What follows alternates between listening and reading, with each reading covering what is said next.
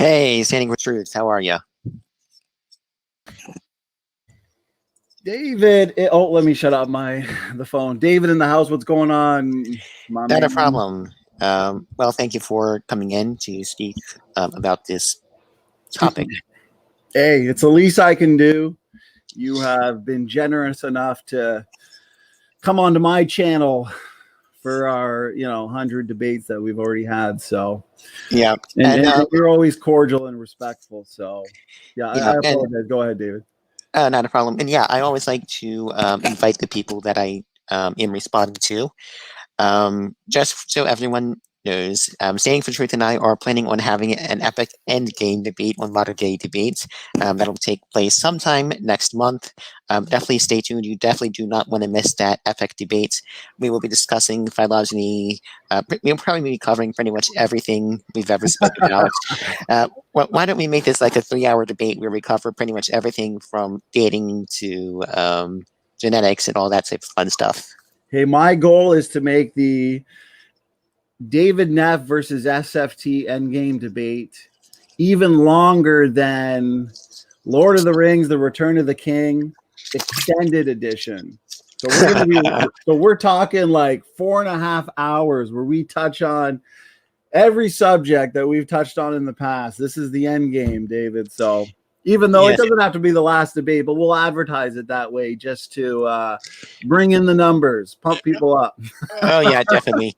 Yeah, definitely. And so let's talk in the back. Dr. Dan, I see you in the back. Standing for Truth came in under the premise that it'll be just me and him. So I will let you in once I'm finished talking with Standing for Truth, and we can go from there. Does that sound good? Give me a thumbs up if that sounds good. He says thumbs down. He wants to. Do you mind if Dr. Dan comes in real quick? Because my kids are just getting out of the bath, and I said I only have a few minutes to cover what you said. It's then my turn to put the kids to bed. So let's have our brief discussion, and if Dan has any disagreements with what I say, then he is free to give his response and dodge again if he'd like to. Right. So what I would say, actually, you go ahead first. You go ahead, reiterate your point. Sure. So I'm just going to bring him in just so he can hear us and all that. So let's just talk about the big issue. The big issue here is Bing's email, and this is what I really want to cover with you, is that. So Bing pretty much said, hey, look, this paper is not germline mutation rate, and it wasn't even done to determine the germline mutation rate. So pretty much invalidates Jeanson's entire paper. So again, you pretty much completely brushed over that and kind of just hand waved that away without actually giving any evidence that Bing's paper is germline. So Standing for Truth, in your own words, can you tell me the evidence that Bing's paper is using the germline rate? Actually, in fact, before we do that, do you agree with Dr. Jeanson that his entire paper would be invalid if his Bing's paper was not the germline rate? Do you agree with Dr. Dan? Well, my question would be, are you asking Dr. Dan a question or myself? I'm asking you the question. Let me pull this out real quick. Here's what Dr. Jeanson himself said in his own paper. The caveat here is whether or not the mutation rate reported represents a germline rate rather than a somatic rate. So you affirm that is the caveat in the study. So basically, do you agree that if Bing is not germline, then his paper is invalid? No, because the mutation rate that Jeanson is using, an overall faster mutation rate for the mitochondrial DNA. I can hear a lot of typing. It might be coming from Dan's end. Lines up with multiple other pedigree studies. No, that's fine. And the mutation rate lines up with the bigger picture in terms of the number of DNA differences, number of mutations separating any two people, let's say in terms of mitochondrial DNA, if we're focusing on that. So the numbers that I've found in a number of papers seem to, it almost looks like Jeanson is going with a more conservative number anyways. Because from what I can tell, the rate in mitochondrial DNA in terms of how fast it mutates from generation to generation is about 0.5 per generation. Okay, so you're looking at about 1 on average every other generation. Okay, so I don't think that it invalidates it, because overall we're still looking at a fast mutation rate. We're looking at very few DNA differences that separate any two people in terms of the mitochondrial DNA. On average, it's like 22. I've got a paper here. I'll screen. I think I've got it pulled up. Let me see. Yeah. So I can basically, show you you're which one I'm referring to. so basically go you're ahead. saying so basically you're saying that Dr. Jeanson himself is wrong about his own paper when he says that. When he says that it would So does Dr. Jean? So contradict. basically, yeah. So basically, I'll Okay, just yeah, go ahead. let me actually reiterate with this is his own words.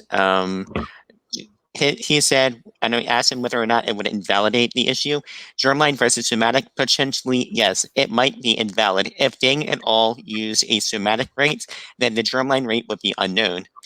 This is Dr. Jeanson himself. Do you are In terms of disagreeing? that paper, it would be off if obviously there are somatic cell line mutations that are being calculated. But my point is there's a number of other pedigree based mutation rate studies where we know the germ cell line rate, and I'm telling you it's roughly 0.5 per generation. So yes, if you're just looking at that one study, but there's a number of independent lines of evidence that suggest 0.5 per generation. So overall, on the macro view of things, the predictions he's made, the numbers he's derived, the arguments he's using, it wouldn't invalidate that.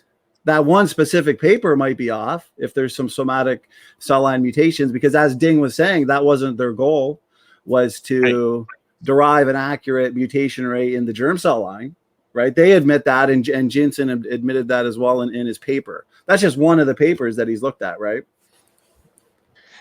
So basically, in his, why don't we do this? Standing, can you summarize Jeanson's paper? Can you summarize his methodology for me? His methodology in looking at the trio section. So in your own words, can you summarize? Okay, so yeah, in your own words, can you actually summarize how Jeanson comes to his conclusion? How he's looking at the number? Well, he's looking. Are you talking about specifically the Ding paper, or just the number of pedigree studies? Yeah. What's his methodology? Yeah. So summarize. How is Jeanson using this data? Can you explain that? How is he using the data specifically from the Ding paper? Yeah, Well, you said it earlier, where he's looking at the trios studies that they say they were not using specifically to come up with a germ cell line mutation rate, because there's a good chance there are somatic cell line mutations within those numbers. But Jeanson is using that number with the thought that perhaps this is an accurate germ cell line mutation, and comparing it with all of the number of other studies on pedigree rates to see if they corroborate each other. And they seem to corroborate each other in what that mutation rate is, whether if it's fast, whether if it's slow. That's the best answer I can give you right now. But this paper here would suggest the mutation rate in the human mitochondrial DNA control region, you can go through this, is roughly 0.5 per generation, which is pretty fast. There's only 22 DNA differences, David, that separate any two people on average. So to do the math, that's only going to take roughly 44 generations to accumulate that number of DNA differences, which means we can account for a ton of purifying selection, because by definition, you are correct in that the observed pedigree rate, the empirical rate, is faster than the long-term rate, the substitution rate, because selection will weed out a lot of these new mutations. Most new variants are lost over time, of course. Okay. Can I ask a question? Sure, go right ahead. SFT, can you show in Jeanson's math or anywhere else where anyone using germline, I'm going to put it in quotes because he doesn't quite do it right, but germline mutation rates, where anyone using that methodology to calculate the time to most recent common ancestor, can you show in Jeanson's work or anyone else's where they account for selection, drift, bottlenecks, any of that stuff that subsequently reduces the rate at which mutations accumulate over many generations? Can you show that math anywhere? That's a good question. You can find a lot of that in Carter's work. You can find I've that gone through all of Carter's, Sanford's, Jeanson's, everybody's. Nobody talks about selection and drift and bottlenecks. They take the per generation. Well, then you're not looking. Well, then you're not looking hard enough, Dan, because I've cited in numerous articles. Well, I'm asking, but real quick, I don't want us to constantly talk over. I'm asking you where it is. Hold on. I'm muting both of you real quick. I'm going to mute both of you real quick, one at a time. I'm sorry. I kind of want to make sure everything stays calm and respectful here. Standing for truth, go ahead. I'm going to give you the floor, and then Dr. Dan the floor. Okay, so I've screen shared. I've cited a number of articles, okay, with a lot of papers cited in those articles. Okay, I've then gone to the papers themselves to show. So Sandy, can I ask you a question about the paper that you have up on your screen, the nucleic acid research? Can you summarize that paper for me? Yes, this is, well, for one, David, I'm not coming on here for an evolutionist test. Okay? I know. I understand all this stuff. Okay, I've read through these papers. I've had this up to counter a number of the critics, including Speed of Sound, okay, that say Dr. Carter is not an expert or he doesn't know anything about mitochondrial DNA in general, and that we don't have the mitochondrial Eve consensus sequence. Well, he goes through here looking at full-length mitochondrial DNA sequences, okay? And in this video, this is why I'm not going to play evolutionist test, because in that video you're rebutting, I start off the video by explaining this paper, as well as this paper here. I think this is the one. As well as this paper here, where they do just what you're asking and what Dan's asking, where they go over the rate, the average number of differences separating people, the most number of differences separating people, where they go over how much purifying selection would be required, okay, in the fact that they point to, let's see, phylogenetic trees in the Y chromosome, the mitochondrial DNA, showing that it's only a couple hundred generations worth of mutations, given the 0.5 per generation, okay, as compared to thousands of generations that Dan always wants to push. We can account for the number of differences, even the max number of differences at about 100, okay? That gives us 100 or more generations to account for purifying selection, okay? You're going to have to, now, for the specific mathematical details, Dan's just going to have to go read through these papers. He can read through this paper to see how they came up with the consensus sequence. And there is another, and this one too, right here, the Eve consensus sequence, where they go over all the different DNA positions. Okay. It's all here. I mean, I'm not going to sit here and give a dissertation on all of this when I've already cited these papers a number of times. And here's the thing. This is published in the International Conference on Creationism, but since evolutionists have a problem with that, Dr. Carter is also published in secular journals as well on this exact same thing. So, yeah. So here's my question then, since I've asked a couple questions. How do you account for such a small amount? So, for example, if I go here, how do you account then, since we have the Eve sequence, we have the numbers, we know the rate per generation, we know that any two people are only separated by a few differences, 22 on average. So how is this thousands of generations worth of time? Okay, well, first of all, that is, a unrooted tree. That is not a rooted tree. Yeah, but that doesn't change the number of DNA differences. That doesn't change the data, does it, David? Can you actually show me a rooted tree? No, David, I don't want you to slap and run. I don't want to go on a rabbit trail. This right here shows a natural, real quick. This is a reflection, okay? Don't get off topic here. This is not right. This is changing the topic. Dan, you're just angry right now because your entire worldview is getting destroyed. Why is there so few DNA differences? Rooted that or is not a rooted tree. David, rooted I have the answer.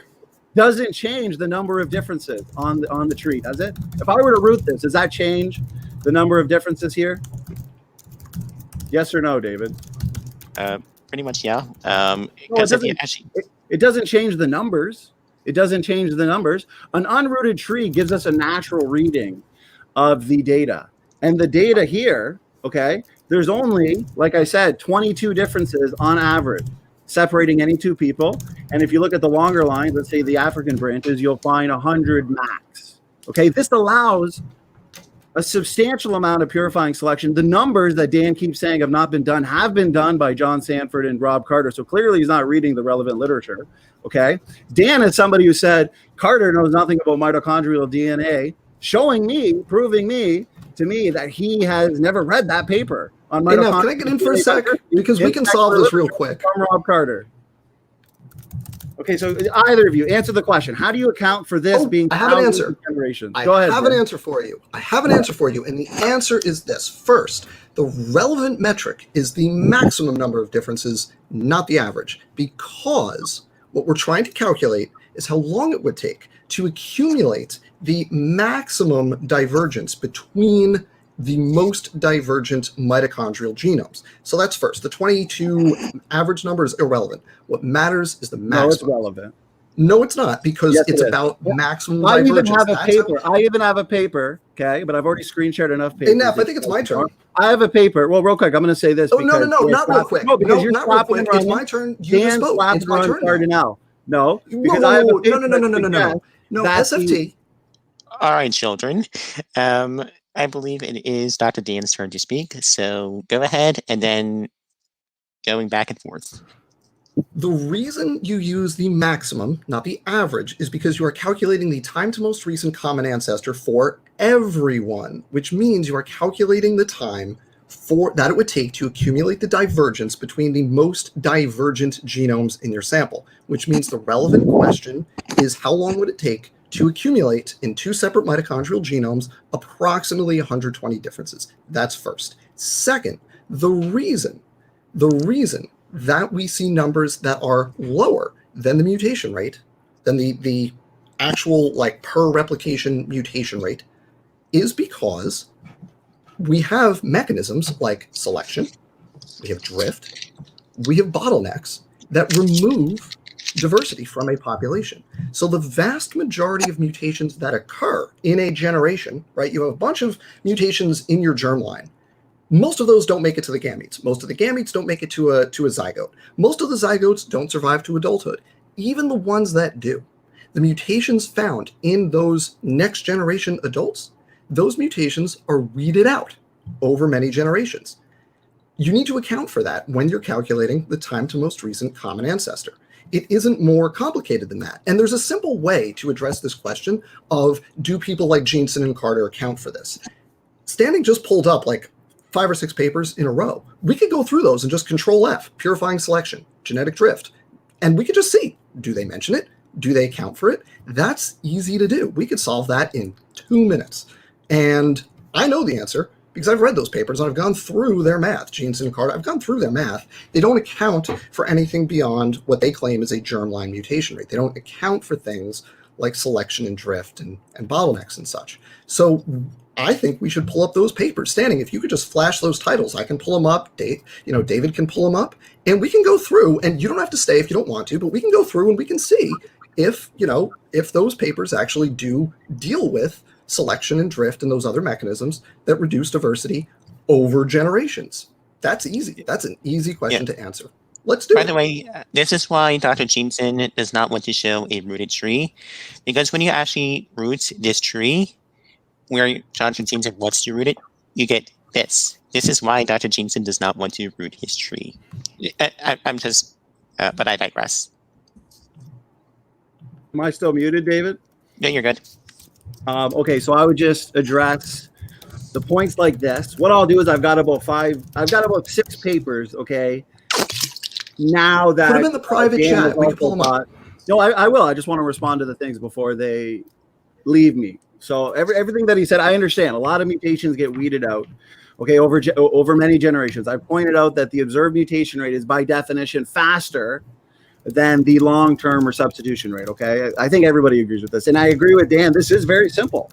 One thing, though, higher levels of genetic diversity does not necessarily mean age. And I've got a secular paper here that I'll also post before I leave, where it talks about population history as a factor, demographics, and even in the paper, they admit that climate and environmental conditions can change levels of genetic diversity that are not even related to the age of the population in terms of these Africans. Okay, so yes, mutations are weeded out over time, okay, but with such few DNA differences on average, this is simple. I agree with Dan, but I don't think he understands why it's simple, okay? Thank you. With such few DNA differences on average that are separating any two people combined with a maximum of, say, 100, okay, which is still nothing compared to what the evolutionists need when we look at these phylogenetic trees, where the unrooted tree is the best way to look at the data because it gives us a natural reading of the data. It doesn't change the data itself, doesn't change the numbers themselves, which it seems you guys never want to deal with the numbers. I'm almost done real quick. You guys never want to deal with the numbers because even if we look at the maximum, which is 100, it's still too far away. Okay, even when we consider bottlenecks, even when we consider purifying selection, substitution rates, okay, you're still nowhere near where you need to be, okay, with your thousands of generations. All we see in terms of mitochondrial DNA phylogenetics and Y chromosome phylogenetics, in light of the rate, in light of the DNA differences, okay, in light of all this data, suggests we're only looking at a couple hundred generations worth of mutations and DNA differences over time. Jeanson has made predictions based on his phylogenetic tree, based on his numbers, okay? And contrary to what the evolutionists say, he's not lying when he says that his predictions and his active research program is going nicely. So that's the last thing I'll say. Real quick, these papers. Has Dr. Jeanson actually went out and tested that prediction? Which specific prediction? About the Khoisan peoples? Any of them. He hasn't tested that one, but he's got an active research program right now testing the history of civilization in terms of genetic markers of civilization. Yeah, go ahead. Yeah, so thank you for admitting that Jeanson has not actually went out and tested that prediction. That specific prediction he hasn't, but he's tested numerous others. Okay, well, that specific What do you want him to do? Fly over during lockdown? I mean, blood samples from Khoisan 5 years. people? It's been a long time since he made that prediction. Come on. It's been a long time since he made that prediction. By the way, standing for truth. How long did it take for Charles Darwin, when he made predictions, for some of his predictions to either be verified or not verified? How long? Yeah. By the way, standing for truth, real quick, before we go off to that. Oh, there you go. 5 years is not a long time. Yeah, we should stay with this because standing asked for math, and we can do that. Yeah. I'm gonna gather these papers. I gotta get going because my wife. I gotta go put the kids to bed. Sounds good. But real quick, standing for truth, before you go, how do you account? Put the papers in the private chat. You just ran through them. You have them handy. I'm doing it right now. But you can go through. David, no more questions then, because I'm trying to get these into the chat. Or you can make a comment though. Have some final words on what I just said. While you're putting the papers in the chat. While you're putting the papers in the chat, let me just say that, I've been asking for math for this for basically as long as I've been talking about it. All I want is to see somebody show me the math. Show me we got this many mutations per replication in the genome. We get this many mutations per gamete. We get this many mutations per zygote. We get this many mutations per offspring. We get this many mutations after 5 generations, after 10, after 100. All I want is for somebody to show me that math. And I am telling the truth when I tell you I read creationist literature probably more than I should. I've been through these papers. I can tell you I recognize the URLs that you're putting in the private chat. I know what these papers are. I've read them. None of them account for what I'm asking for. They are germline per generation mutation rates that are extrapolated back for however long. But you cannot extrapolate a per generation mutation rate because you have factors that decrease the rate of accumulation over multiple generations. And nothing that's here, and I mean, David, I don't know how much time you have, but if you want to go through some of these, we can just control F the way through them and see if they account for this stuff. Spoiler alert, they do not. Yeah, we can. It's not hard to do the math, and the creationists that are doing this are not doing the math. And I'm just like, I'm happy to wait, but don't expect me to take the creationist calculation seriously when they're just leaving out this whole giant set of mechanisms that reduce genetic diversity over generations. Okay, let me It's not more complicated than that. And again, I just want to see numbers. I want to do calculations. I want to see math. Show me the math. Okay, so here I'll say this then to respond to that, since you brought up kind of a couple new points. So yes, you want the numbers. No, that was the same point. That was the same real quick.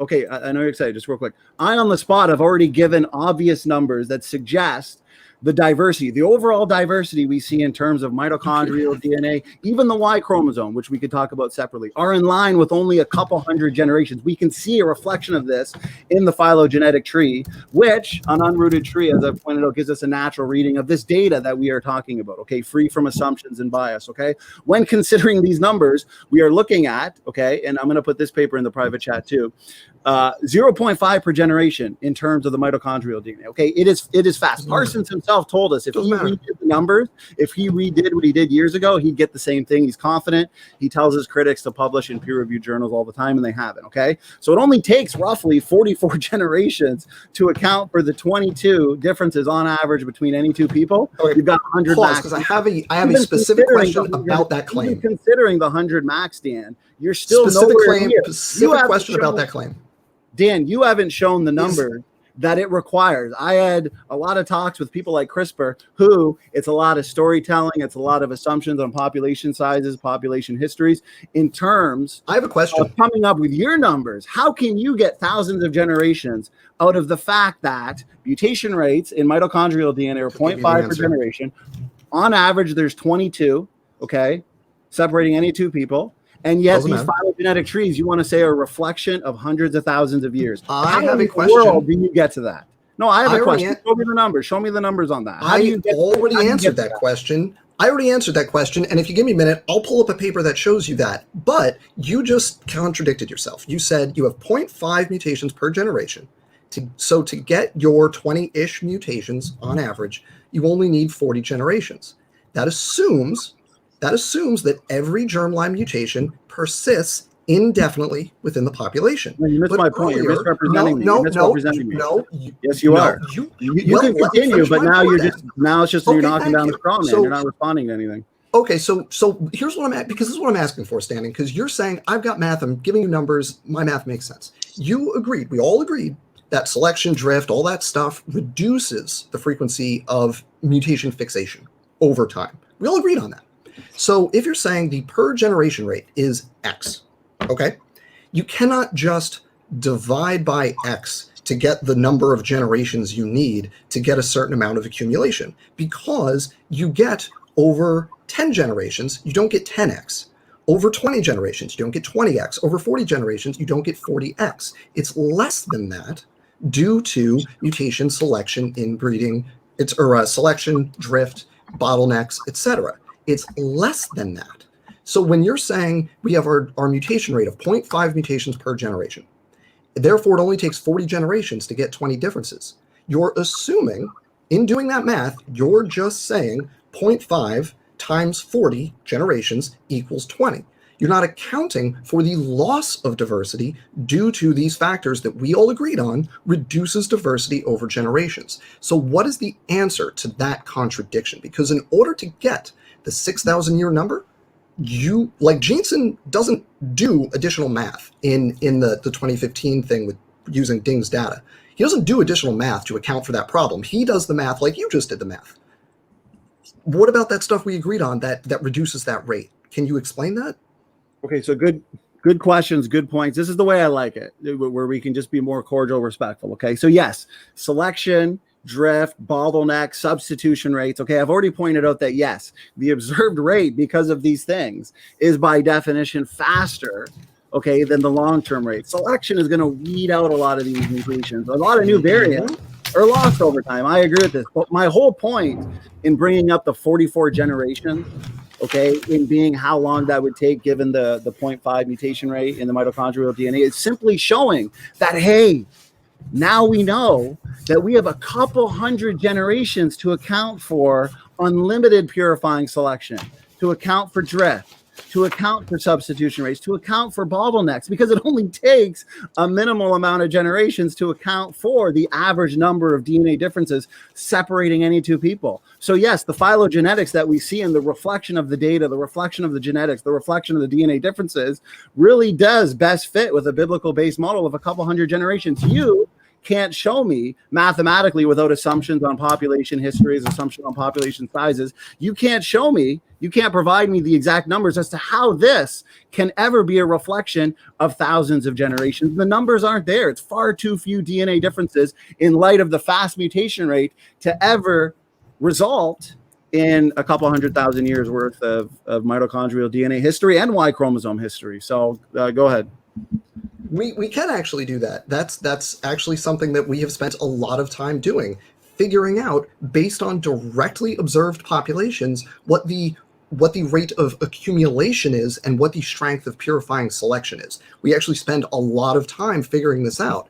And the way we calibrate this is based on direct observations where we know when two populations diverge from each other. So we fix that time to most recent common ancestor time. Instead of calculating it, we fix it in the past because we know when the populations diverged. No assumptions necessary. We're talking about recorded human history here.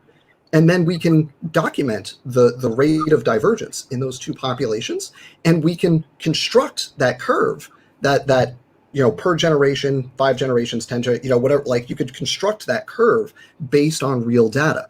We're not just inventing that curve out of nowhere. We actually directly observe the data that allow us to calculate that. So to your question of how do we account for so few mutations in so much time, the answer is drift, selection, bottlenecks, and population dynamics, as you say, because population size matters for things like strength of selection and the strength of genetic drift. So the answer is we've done that. We've done the math. It's in the literature. And you can find papers where they say, okay, we have this model. Now let's check it against known dates of divergence and see if it works. And wouldn't you know it, it works because you base it on observed data and then you calibrate it against observed data, and you can then make predictions about what you think other numbers should look like that you haven't checked yet.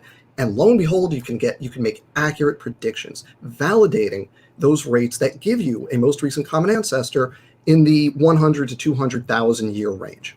Yeah, by the way, okay, so David, let me just respond to that, just so you could brought up another couple points. So what I would say, and I appreciate your response there, Dan. Okay, so the rate of divergence and the substitution rates that you're talking about here require essentially unknowable assumptions on population numbers and population history. That's a fact. I don't agree with you. Oh, real quick, I'm almost done. I don't agree, and I know you don't agree, so you can have a response after this. I don't agree that the math has been done, okay? I'm sure a lot of unjustifiable calibrating in terms of the data in light of evolutionary base history and retrofitting of this data in terms of the levels of genetic diversity that were not predicted by the evolutionary community in the mitochondrial DNA and in light of the fast mutation rate. You are saying that you're making predictions based on these known divergences in human history. Okay, right. But like I've said, and I've seen you admit that there are some assumptions involved in that. And contrary to what the evolutionists want to admit, Dr. Jeanson has, okay, it is a fact, he has an active research program where he is looking at the stamp of human civilization, okay, using genetic markers. He's looking at the transatlantic slave trade, the Roman Empire, the Greek Empire, Genghis Khan's empire. He is looking for genetic signatures versus noise in the phylogenetics of mitochondrial DNA, if this really is only a reflection of a couple hundred years. And the evolutionary community can certainly do the same, but I understand that the evolutionary community expects more noise, since this would then be thousands of generations worth of human history. Go ahead, I yield. Sure. So, Standing for Truth, here's a couple questions for you. What evolutionary assumptions are being made? Number two, in your own words, can you explain why those assumptions are being made? And finally, why are those assumptions invalid? Sure. So they will assume, okay, that the reflection of these DNA differences in terms of the phylogenetic tree and trees that are derived, depending on the DNA compartment you're looking at, they are assuming that this is a reflection of hundreds of thousands of years and not just 4,000 to 6,000 years. They're making assumptions on population history, population sizes, okay, in terms of the divergence events that Dan is talking about. They oftentimes assume the chimp to human split in order to compare the amount of DNA differences. I understand they don't always do this, depending on the outgroup and depending on the root, but essentially they still do the bigger picture. They assume that split. They look at the number of DNA differences separating humans and chimps, and then they come up with a mutation rate that's a lot slower than what we see today. My whole point is, this is what I'll say, and to be fair, I'll let Dan respond because I think he was going to say something and then you jumped in there. My point is, hey, listen, we only see a few DNA differences, okay, that separate any two people. The mutation rate's fast, roughly 0.5 per generation, okay? So that means if it only takes roughly 40 to 50 generations to accumulate those, now, since we understand that the rate that we observe is faster than the long-term rate, okay, we can now account for the things that we should be accounting for that Dr. Dan rightly points out. You know, he's an intelligent guy. I understand that. I've learned a lot from him. He points out selection, drift, bottleneck, substitution rates. I might be missing something there at the top of my head. And I think that can be accounted for because we have a couple hundred generations where we can just invoke substantial amount of purifying selection. I mean, Dan, are you saying that 99% of new mutations are weeded out? Because the numbers are so low. I mean, absolutely. Yes, the vast majority fail to reach fixation, and typically the substitution rate is 1 to 2 orders of magnitude slower than the mutation rate. Yeah, and this is, of course, because most mutations, of course, not every most zygotes don't really live to become adults and reproduce. And yeah, it's really that simple. Here I have so the rates for double-stranded DNA organisms, the rates for mutation rates. This is per site per replication mutation rates are in the neighborhood of 10 to the 7th, 10 to the negative 8th. Sorry, I'm looking at viruses. So for cellular, it's about 10 to the minus 9th, 10 to the minus 10th. Like bacteria are actually the best at this. They're like 10 to the minus 10th. The substitution rates, the fraction of those that accumulate are orders of magnitude slower than that. They're really, really slow. And it's because the vast majority of mutations that occur in, for example, a multicellular animal are not germline. The vast majority of germline mutations don't get into gametes. The vast majority don't get into gametes. The vast majority of mutations in gametes don't get into a zygote. Most zygotes don't survive to adulthood. Even if you survive to adulthood, the likelihood of your lineage persisting over 1, over 5, over 10, over 100, over 1,000 generations declines. So there's many, many, many layers of this weeding out. And you can actually see this. This is the relevant figure right here. This curve this should look familiar to people when we talk about this stuff. This is the relevant curve for the mutation rate. And what you can see is this is the x-axis here is ages. KYA is 1,000 years ago. And on the y-axis, we have mutation rate. And you can see it starts off high, and then it drops down. And the reason it drops down are these things we're talking about. And you'll note that that y-axis is a no, it's not a log scale. It's 3, 2.5, 2, 1.5, 1 times 10 to the. I honestly can't read that because it's too small. What I want to show you in this paper is that figure is not just one. It's not just assumed, and two, it's not based on the human chimp divergence, which is often what creationists say. There's this whole section on cross-checking where they're basing it on events that we can actually document in other ways. And so you have the out of Africa dispersal, that's fine. You can have the settlement of Europe, very well documented about 45,000 years ago. What I want to focus on are the more recent ones, island colonizations, because this is in recorded human history. So Canary Islands, right there, 2.2 to 2.4 thousand years ago. I think they discuss up here is Vanuatu, which was about 3.2 thousand years ago, right? These are events that are within recorded human history. You could do the same thing for New Zealand, for Madagascar, even for Iceland, which was only settled about 1,000 years ago. And you can go through this paper and you can see that the predictions match. We say we have this rate based on whatever. We predict what we should see for these known events, and then we could actually go and see, does it match? And the answer is yes, validating this rate. That's the answer. We have data that would only match if the time to most recent common ancestor that's calculated correctly, that is giving us a number of 1 to 200,000 years ago, we have predictions based on that would only be correct if that was right. If the mutation rate is as fast as creationists claim it would be, these predictions would be off, not by a little bit. They wouldn't be off by 500 or 1,000 years. They'd be off by an order of magnitude. Okay, so good points. I appreciate what you're saying, and I appreciate the numbers and predictions that you're providing. I think this is a good conversation. To go right back to, I think, one of the first things you said, in terms of answering my question, you said that 99% of the mutations would then have to be filtered out in light of the numbers and the data that we have. To me, that seems like a stretch in order to fit the data, but you did provide some numbers and predictions. Okay, so we can't gloss over that. Now, I will say that mutations in mitochondrial DNA, since mitochondrial DNA codes for some pretty essential and important functions to life. So, obviously mutations will be removed. The question is how many. That's why I think it does come down to predictions, and that's why I also appreciate that Dan is always willing to provide some type of predictions that more or less doesn't really assume the chimp-human split, because he's looking at known historical accounts in terms of divergence. But it still comes down to whether or not these predictions have been verified, how many assumptions they're based on, okay? Because we need to look at how much purifying selection is acting upon, specifically in terms of this conversation, how much natural selection is acting upon human populations in terms of weeding out these mutations. Like I said, the 99% seems like kind of a stretch in order to explain the fast rate, in light of the very few differences. Can I just jump in for a second, because this is a surprising sticking point. I'll put my screen away. We don't have that up anymore.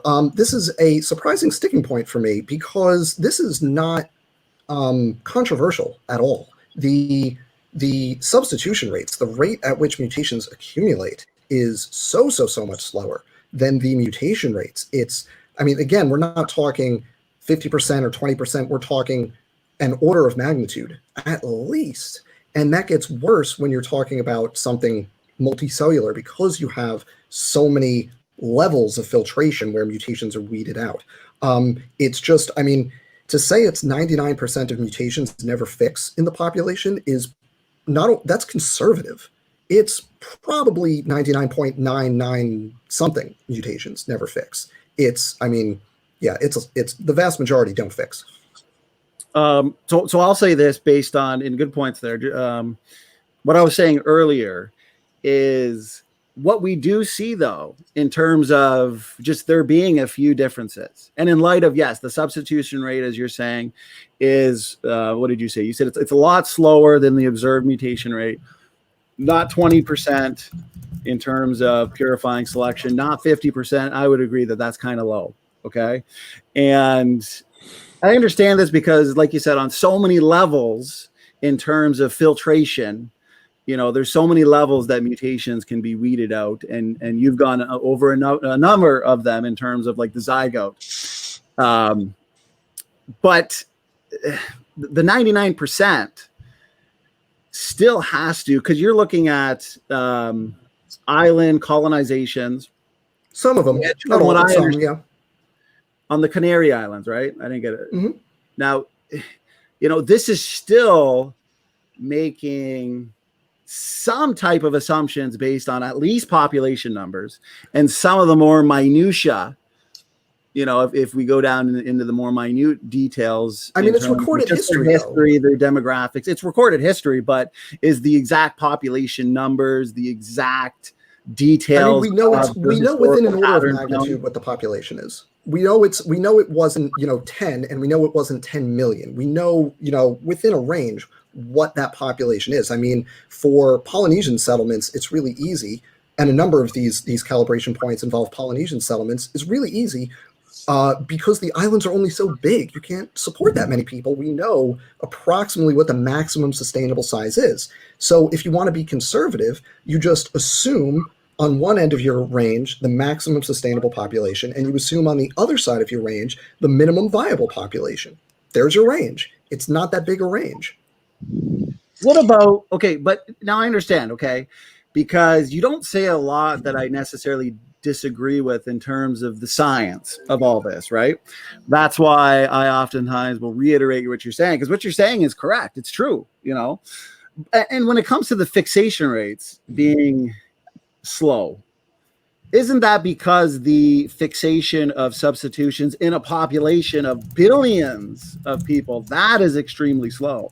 But if we're looking at our model, it's slow now, okay? But if we're talking about the past, let's say the flood event, you know, with just 8 people, and then the Tower of Babel event with say 1,000 people, well, for those 2 bottleneck events, aren't we looking at rapid substitution rates, faster substitution rates than we'd see now in terms of the population of 7 billion, which would then account for, even better, the average number of DNA differences that separate any 2 people, which is 22, and then the 100 max. What are your thoughts on that, Dan?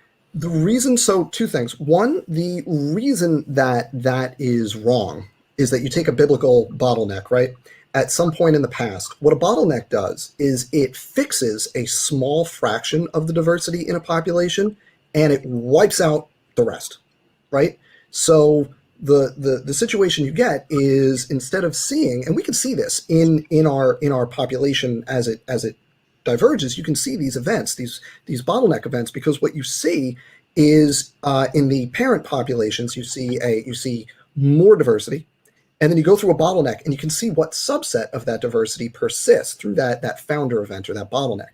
Now, what you're saying is, doesn't that account for a more rapid rate of fixation?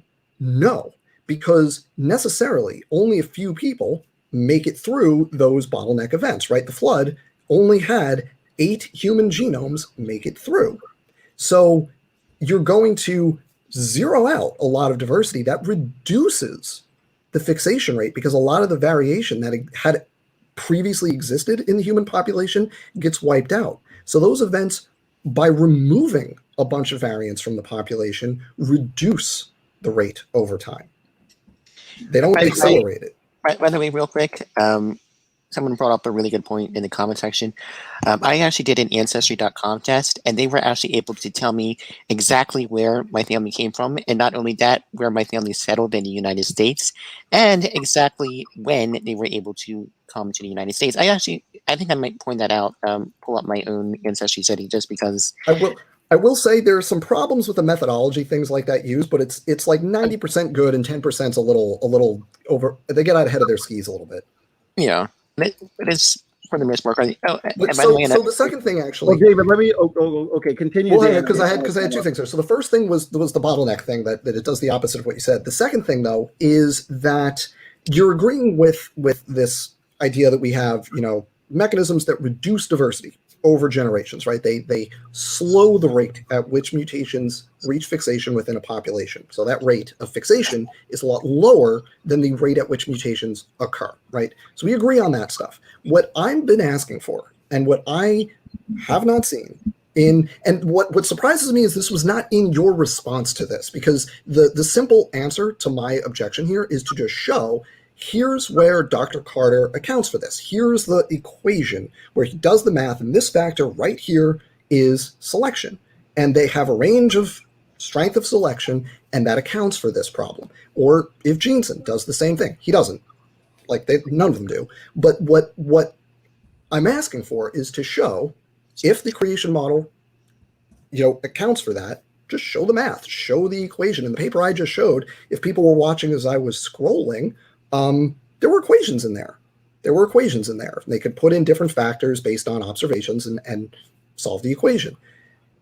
I'm looking for the same from the creation scientists, from the people who are saying, no, trust us, these numbers check out, here's the math. I'm looking for the math. And like I've said, I've gone through their papers. They don't account for selection. They don't account for drift. They don't account for these factors. They don't even account for things like the the germline to gamete bottleneck, which you have to account for. Most germline cells in the human body never become gametes. Like, you have to account for that. So you can't just use a germline rate and assume all those things, forget 10 generations on. You can't even assume all those things make it into sperm and egg cells. Like, I want to see the math where creationists account for those problems. Okay, let me go right back. And like I said, more good points. I appreciate this conversation. Back to one of the first things you said minutes ago, just to stay on track and work our way to where what you're saying now. These bottleneck events, the effects, okay? You're saying we see examples today. We can see the parent populations, okay? We see more diversity. Then we see the bottleneck occurring in where we can now look at the subset of diversity persisting in essentially the daughter populations. You're correct. So 8 human genomes make it through in the biblical bottleneck at the flood. We zero much of the diversity, I think is what you said. But with the fact that these bottlenecks, okay, being, according to our model, one generation, and let me finish my thoughts here and make your point.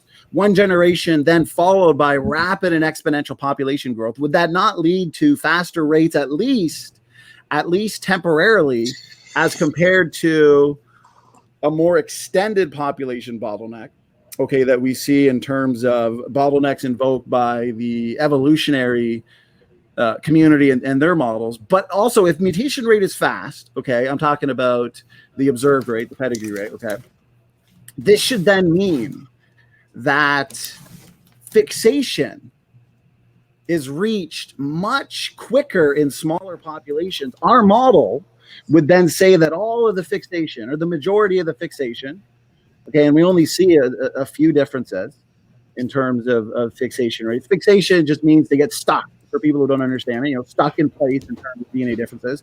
This would have occurred early in our model, around the 2 bottlenecks, right? Around the flood bottleneck and around the Tower of Babel. Do you think, are you kind of being difficult, Dan? I mean, I don't really see where there's an issue. Well, I'll give you the answer, because the answer is this: the bottlenecks depend. So the loss of diversity through a bottleneck depends on 2 things. It depends, as you said, on the length of the bottleneck, right? So if you get a longer time period with small population, then that's going to be worse than a short bottleneck with a small population. But the other thing that's relevant is the effective population size, right? How big genetically? Because it's not it's n sub e is the effective population size, and that's basically how much it's kind of a measure of how much like genetic diversity is there in a population. How many individuals do you need to account for all of the diversity in a population?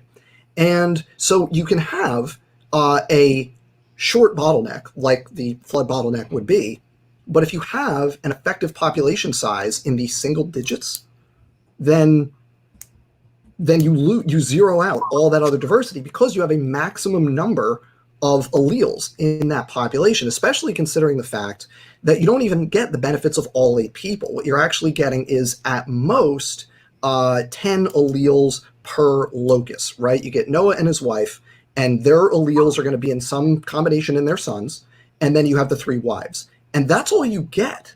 That's it. So if we're being super generous and assume a completely unrealistic rate of recombination, you could account for 12 alleles per locus, and then you need whatever rates of diversification from there going forward. Right? That's the first problem. So it's not just the length of the bottleneck, it's the effective population size. And when you go through a bottleneck in the single digits like that, it doesn't matter that it's one generation. You're fixing tons of genetic diversity in that situation.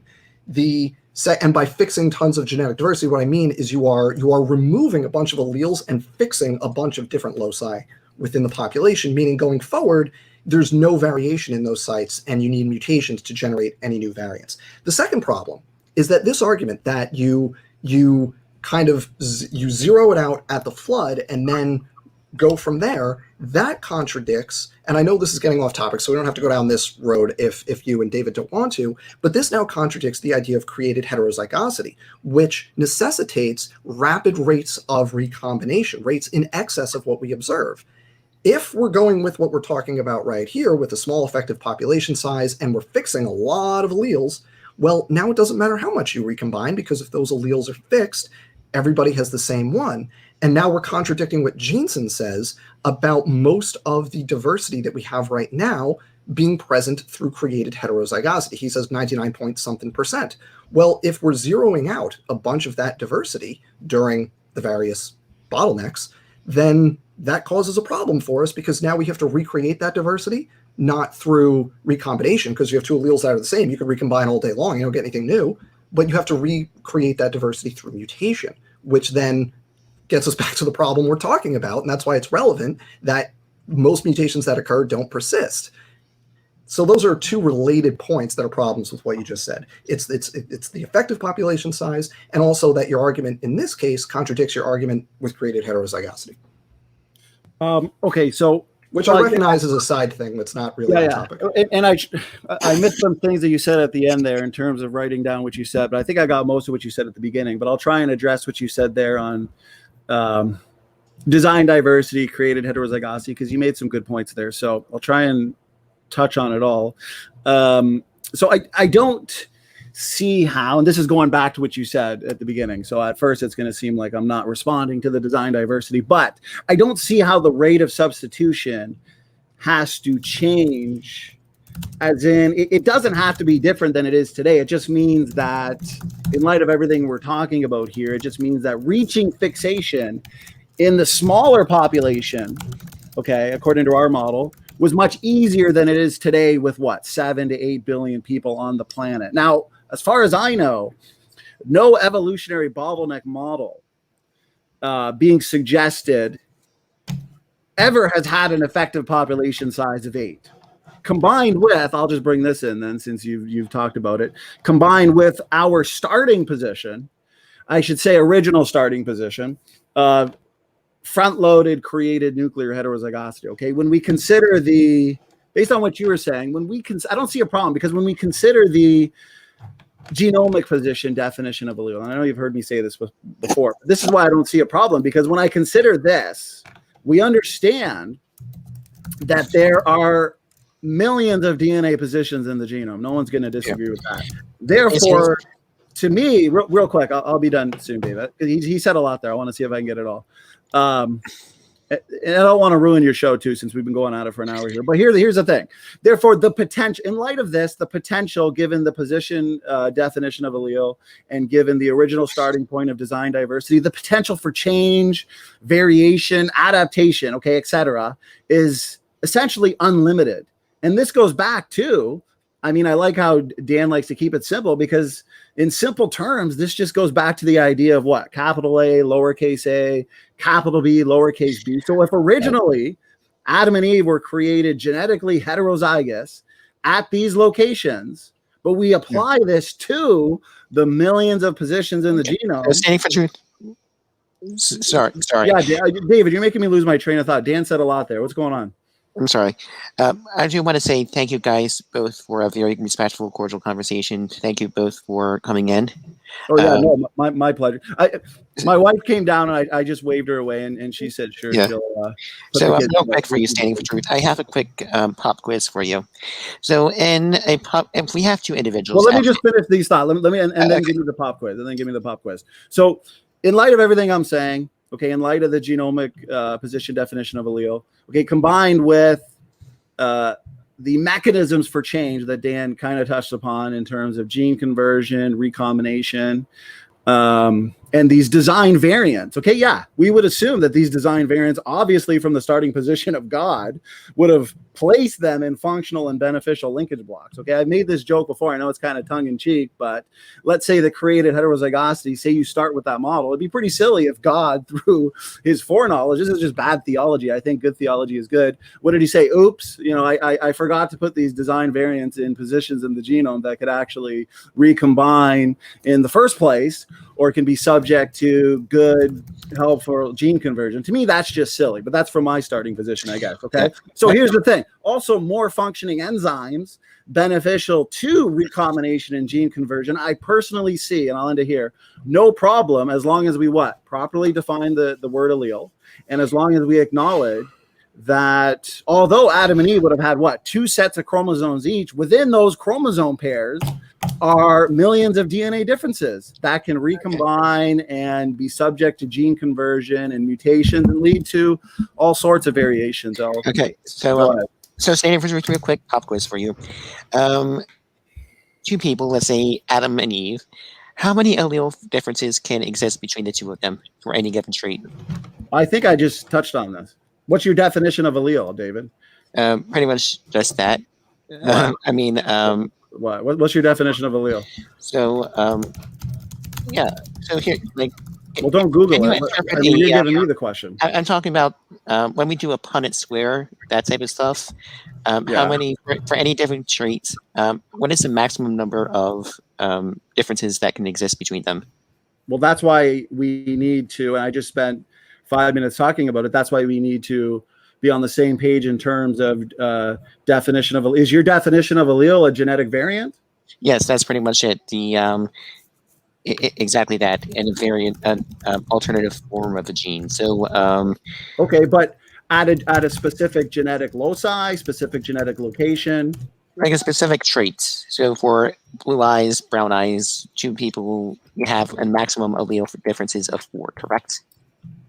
Sure. Okay, so here's the problem. You're not going to be able to have enough time to generate all the genetic diversity when you count for the for both the severe. But David, you're just talking about because and I guess just to repeat myself, so we're on the same page. Yes, it goes back to this whole capital A. If you're a capital A, capital B, you're genetically homozygous. Okay, right, for that trait. Okay, but if you're capital A, lowercase a, capital B, lowercase b, okay, you're genetically heterozygous. But there's millions of places in the genome. So that means you can be genetically heterozygous at millions of locations in the genome. Okay, so there is unlimited potential for genetic variation. Can I jump in here for a second? Because that's just simply not true. Even if you have 2 loci, 2 alleles for the same gene, now they could be different at 1 nucleotide, they could be different at 1,000 nucleotides. The thing that limits how much variation, how many different alleles you can get over time for that gene is the rate of recombination between those alleles. And the rate of recombination in humans is approximately 1 crossover per chromosome per meiosis. That's the rate that is observed. And no one's suggesting that's going to change. Maybe creationists do, but Jeanson doesn't, Carter doesn't in any of their papers on created heterozygosity. Nobody's suggesting that rate changes, which means we can actually do the math on this one. And again, happy to go through the math. It's really straightforward. A great example is the ABO blood group, which has over 1,000 distinct alleles. And we could see how many, so you need approximately, it's well over 1,000, but we can round down to be nice and say 1,000. Okay, you need 1,000 recombination events to get those different alleles from the original 4, because it's over 1,000. Let's round down, we'll say 1,000. Well, that gene makes up about 1/5,000th of the chromosome on which it is located. So in order to accumulate those 1,000 crossover events within that gene, you need about 5 million crossover events on that chromosome alone, which means you need about 5 million generations. Now, that doesn't have to be linear. It doesn't have to be all in one lineage, right? You have divergence, right? And you have lots of lineages. But we could actually calculate how many lineages you would need and how much time and blah, blah, blah, blah, blah. We can do the math. I've done the math on that. And it does not work in any way, no matter how you slice it, with young Earth requirements. And those numbers are overly generous because most of the recombination that happens within the gene happens within the introns. But we need, in order to generate all those variants, recombination within the teensy tiny little exons. You need recombination repeatedly in slightly different places in a very small fraction. So it's you could play with those numbers however you want. There's no way to make it work to get the number of variants via recombination given 6,000 years and young Earth population sizes, no matter how different those two starting are. Okay, real quick, because I need to address, because I feel like too many points are now being thrown around. So let me address that real quick. Okay, so the rate of recombination, yes, it's about 1 crossover per chromosome per meiosis. Okay, Now, when it comes to the rate of gene conversion by definition can help break up these DNA variants. I will say that, okay? Now, the rate of these no, because it can't, because it copy and paste from an existing one. So gene conversion doesn't help you because it copy pastes from an existing one. It's conversion. So you're taking something that already exists and copying that over a different thing that already exists. So gene conversion doesn't help you. I would disagree. I think it does help me. I think that's what the mechanism is. That's what Dan, please, I haven't interrupted you. If we're going to interrupt each other every time we disagree with a point, then it's just going to be nothing but interruption, and I would have interrupted you 50 times. Okay, so let me continue on saying. Well, the rate of gene. All right, I'm going to mute you guys real quick. Standing for Truth, it's your turn. Okay, I appreciate it. Am I muted? Yeah, you're good. Okay. I'm using a new mic, David. Is it coming in okay? Your mic is perfect. Okay. So what I'll say, I lost my train of thought there. At least the effectiveness of these variation-inducing mechanisms like gene conversion, recombination, okay? And they're still doing a lot of study on gene conversion. It's not like they know these mechanisms perfectly. But what I'll say is they would have, at least according to our model, okay, and not the straw man version of it, they would have been far better, far more beneficial, far more effective in the past, okay? This goes all in line with genetic entropy, which is probably another topic for another day. But overall, when it comes to recombination and gene conversion, okay, what we see in terms of linkage blocks. Once again, this goes back to the bigger picture. Like with the mitochondrial DNA differences, okay, when you're looking at the 0.5 per generation, there's only a few DNA differences that separate any two people, okay? Well, that's the bigger picture there. Now we're looking at the bigger picture here because Dan brought up this topic. Well, in terms of linkage blocks, what we see is the actual existence of the original text strings of Adam and Eve. We see linkage blocks, okay, large linkage blocks that have almost no evidence that they were ever recombined, they were ever shuffled.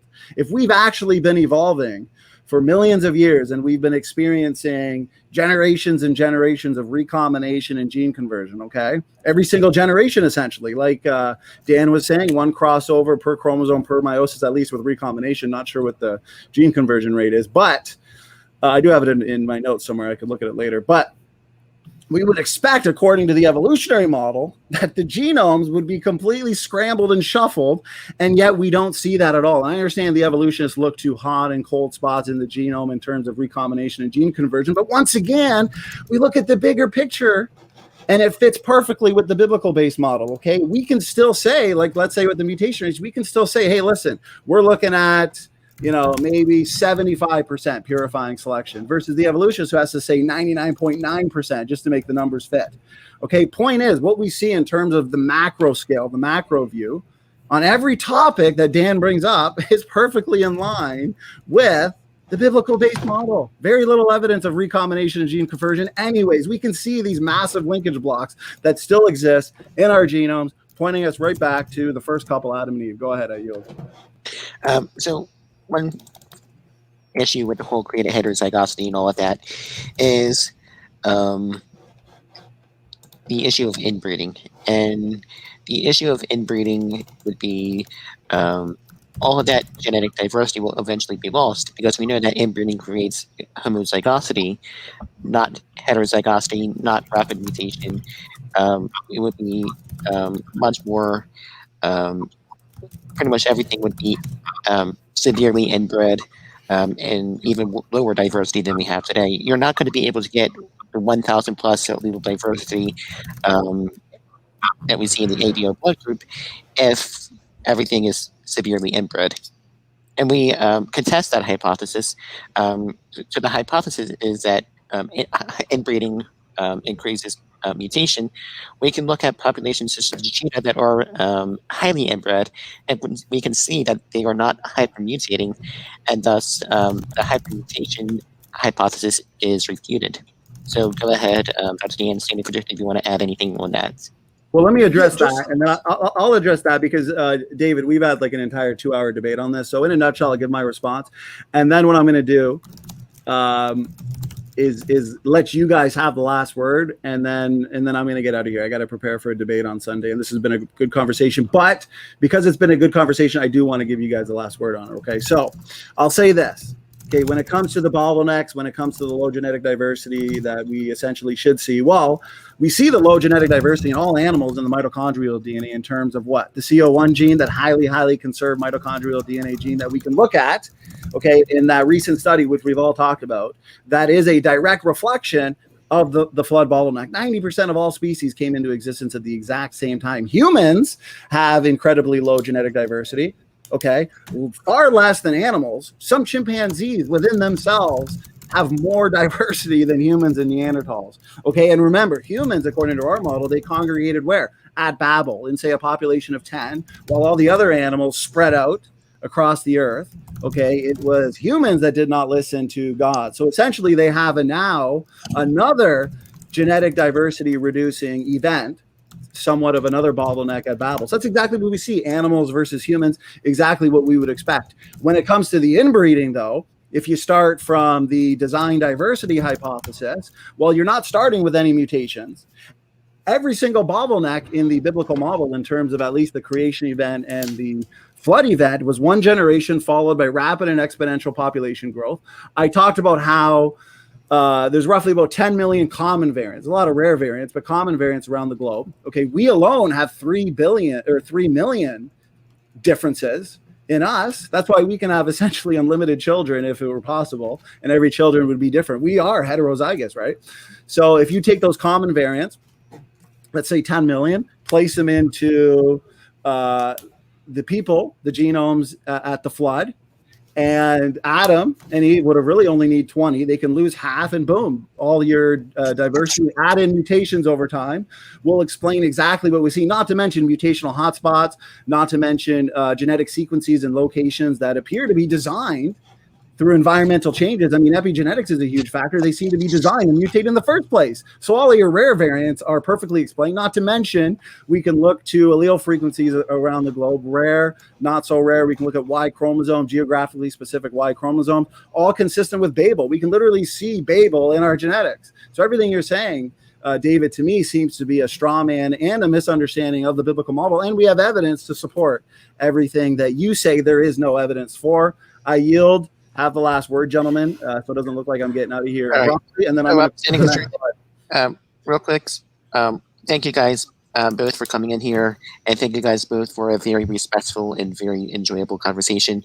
Dr. Dan, thank you, and Standing for Truth, thank you for. Hey, David, can I just get one thing in before we go here, because there's as you all were just talking then, I went through all the links that SFT provided to us and looked for mentions of selection in those papers from Carter and whoever else is in there. There's CMI, ICR, Proceedings of whatever creation conference.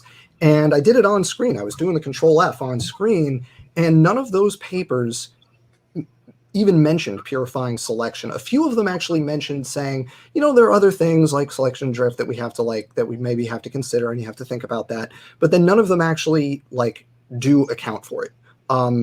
They just don't. It's just not in any of those papers. And the second thing, what Standing just said about all animals having a bottleneck, the work on that, I think he's referring to the bottleneck that came out a few years ago. There was a paper that had to do with DNA barcoding, I think, and it showed that there were bottlenecks across lots of different types of animals. The thing that we're leaving out there is that the timing of those bottlenecks varied by tens of thousands of years across the different groups of animals, and they were all, I forget the range, but it was 60, 80, 100, 150,000 years ago. It was a big old range starting way outside the young Earth timeline. So those data don't help. That's all I got. That's all. But the big thing is just I went through those papers that Standing said, here's where the answers are to my questions about drift and selection and such. And I went through those papers, and the answers are not there. I did it on screen. Everybody could see it. And I was saying in the chat how many mentions there were in each one. The answers aren't there. It's that simple. They don't count for it. Well, thank you, guys. Hey, like I said, you can have the last words. Obviously, we can continue this on forever. But I'm going to be respectful and give you guys the last words. I think that was a good discussion. I don't, I'll go and say that I don't believe you guys have answered the arguments or the bigger picture, and I don't think you ever will. But that's fine. I don't expect you guys to tap out. Just keep studying, and one day you'll be biblical creationists like myself and Ramat and the others that hold empirical science to such high value and standard. So I appreciate it, gentlemen.